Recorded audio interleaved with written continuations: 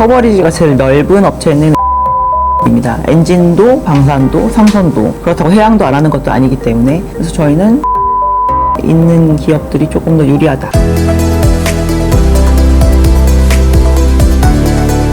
매주 화요일 저녁 8시에 진행되는 무료 특강 아래의 링크에서 신청하세요. 엔진 관련 수혜 기업은 어디인지 궁금합니다. 엔진에다가 부품을 납품하는 업체가 궁극적으로 지금 원래 하던 것들이 많은 일을 앞으로 하게 되겠죠. 그래서 기존의 완성 엔진 업체들도 물론 당연히 수혜를 볼 수밖에 없는 상황이라 발전 엔진은 지금 현대중공업의 엔진 사업부 그리고 STX 엔진 그리고 하나 엔진은 원래는 안 했었는데 올해부터 이제 이 엔진을 만들겠다라고 해서 그 부분에서 수혜가 좀 있을 것 같고요. 이 업체들에게 엔진에 들어가는 터보차저를 납품해주는 업체가 HD 현대마린 엔진입니다. 그리고 이제 나머지 엔진에 들어가는 수많은 작은 부품을 이제 제조를 해서 만드는 업체들은 케이프라고 하는 업체들도 있고 인하전공 같은 업체들도 있고요. 태운 같은 업체들이 단조품을 조금 납품을 한다거나 이러한 부분도 있기 때문에 국내에 있는 아주 작은 기자재 업체들도 사실 영향을 받을 수 있을 거라고 보고 있습니다.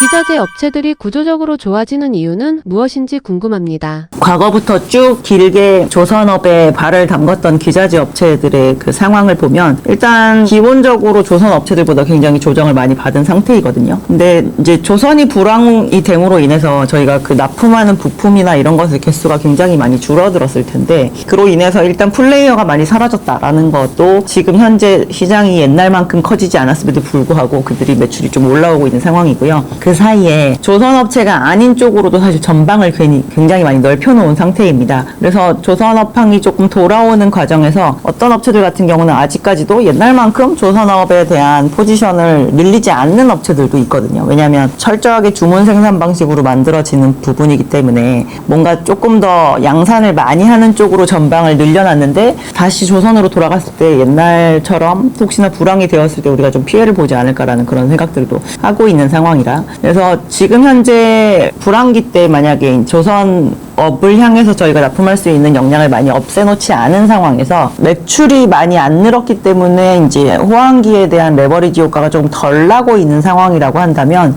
요거는 이제 매출만 회복해도 어느 정도 회복을 할 수 있는 부분이라고 보기 때문에 저희가 봤을 때 이제 기저효과가 조금 더 크게 나타나는 모습을 보일 수밖에 없겠죠.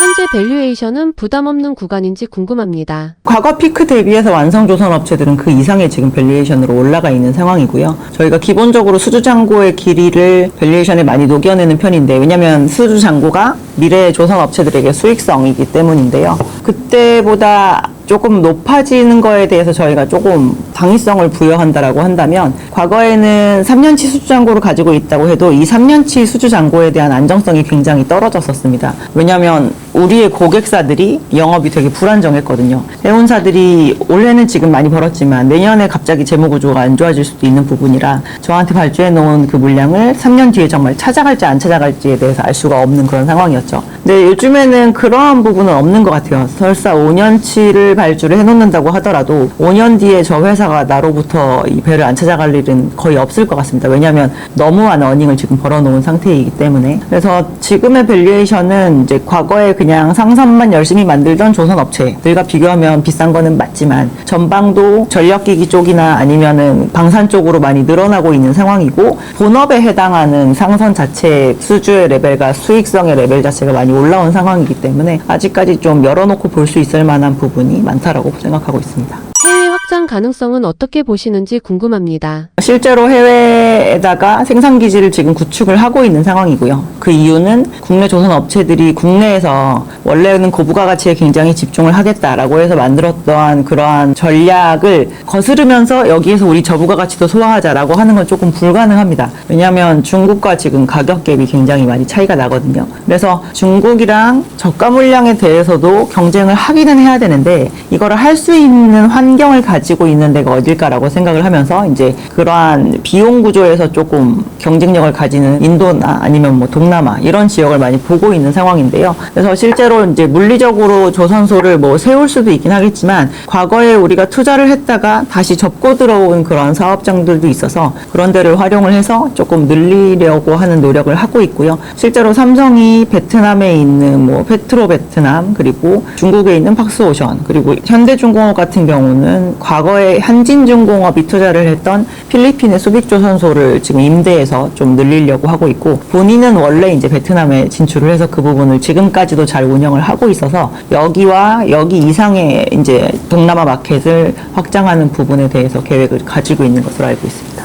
HD 현대중공업은 이번 사이클에서 가장 큰 수혜주로 볼 수 있을까요? 가장 커버리지가 넓기 때문에 수혜주로 볼 수 있습니다. 수혜뿐만 아니라 그냥 리딩 컴퍼니가 이 회사구나라고 생각을 하시면 될 것 같아요. 일반적인 배도 제일 많이 만들고, 방산도 저희 국내에서 진행을 하고 있고, 해외에도 이제 나갈 준비를 하고 있고, 그리고 엔진을 자체적으로 하고 있는 유일한 완성조선 업체이기도 합니다. 그래서 지금 저희가 이러저러한 영역에 대해서 얘기를 하는 모든 분야에 대한 커버가 가능하면서 심지어 잘하고 있는 상태이기 때문에, 그래서 거제도에 있는 조선 업체들 대비 보면 이익률이 월등하게 높은 것도 확인을 하실 수가 있어요. 그래서 사업을 크게 하면서도 잘한다라는 건 굉장히 원래도 역량이 좀 뛰어나다라는 거를 반증하는 것인데, 그런 측면에서 보면 가장 최대 수혜주이자 가장 최고의 리딩 컴퍼니라고 볼 수 있을 것 같습니다. 삼성중공업은 FLNG 중심으로 재평가가 진행 중이라고 볼 수 있을까요? 삼성중공업은 국내에 있는 대형 3사 중에서 해양 플랜트 부문에 대한 포지션을 가장 안 좁히고 있는 회사이긴 합니다. 그래서 실질적으로 이 회사가 재평가가 되려면 해양 플랜트가 좋아야 돼요. 근데 그 와중에 특히나 이 FLNG라고 하는 부요식 LNG FPSO가 시장에서 사실 지금까지 발주가 나온 여력이 굉장히 작은데 거의 대부분을 이 회사가 소화를 했습니다. 그리고 앞으로 진행될 가스전 개발 프로젝트가 이렇게 부요식 설비를 중심으로 하려고 하는 준비를 하고 있는 것들이 좀 많아서, 어떻게 보면 이제 저희가 잘하는 게 좋은 상태예요 라는 얘기를 할 수 있는 상황이 됐죠. 그래서 지금까지는 빅3사 중에 방위산업을 진행하지 않고 있다라는 것만으로 조금 밸류에이션에 있어서 어떻게 보면 좀 처지는 상황이었었는데,